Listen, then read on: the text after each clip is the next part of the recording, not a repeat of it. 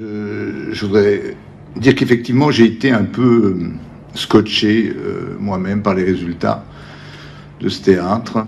Pour la deuxième saison, c'est-à-dire la saison 14-15 qui est en train de se finir, nous avons eu effectivement 8700 abonnés, ce qui fait une augmentation de 64% des abonnés par rapport à la saison d'avant, où il y en avait déjà beaucoup pour une première saison. Il y a eu 85 000 spectateurs ici à Antea, mais bien évidemment, nos productions d'Antea, et je pense au Souper, bien évidemment, qui a fait 60 000 spectateurs à Paris. Je veux dire, en temps normal, il faut ajouter, bien évidemment, les spectateurs des productions d'Antea. Donc, je veux dire, on a 85 000 ici, et on peut dire aussi, d'une certaine manière, que nous avons 145 000 en tout. Donc, je veux dire, c'est vrai que c'est une chose, bien évidemment, très importante. Et rien qu'ici, donc, ça fait une augmentation de 43% du nombre de spectateurs par rapport à la saison précédente. Quand nous avons commencé ici il y a 2 ans, il y avait un spectacle, une représentation par spectacle. On ne savait pas où on allait, on ne savait pas ce qu'on allait faire, etc. L'année prochaine, dès l'entrée, avant même les options, on commence à programmer certains spectacles 3 fois dans la grande salle, je parle, grande salle, et dans la petite salle jusqu'à 15-16 fois. Donc, c'est bien évidemment une transformation assez radicale, et c'est une transformation absolument nécessaire qui prouve tout simplement que le public vient de plus en plus nombreux.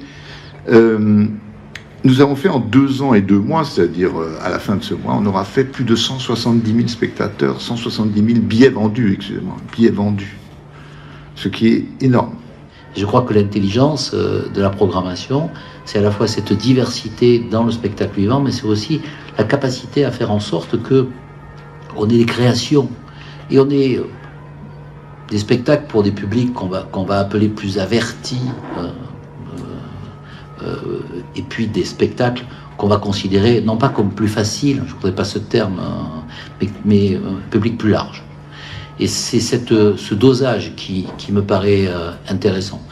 Bon, je n'ose pas donner des chiffres, parce que quand on donne des chiffres comme objectif et qu'on ne les atteint pas, on a toujours l'impression d'avoir perdu.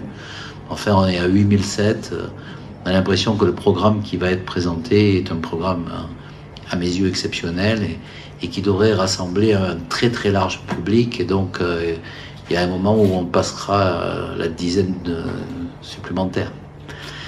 Est-ce que c'est cette année? Est-ce que c'est l'année prochaine? En tout cas, je n'imagine pas qu'il n'y ait pas de progression encore cette année. C'est quand même des chiffres qui avoisinent ce que Daniel Benoît avait réussi au théâtre de Nice, qui est quand même un théâtre national, et qui avait une répercussion dans une grande ville. C'est quand même important que dans le paysage des Alpes-Maritimes, cet ancrage à l'ouest d'une politique culturelle du théâtre vivant soit mis en place.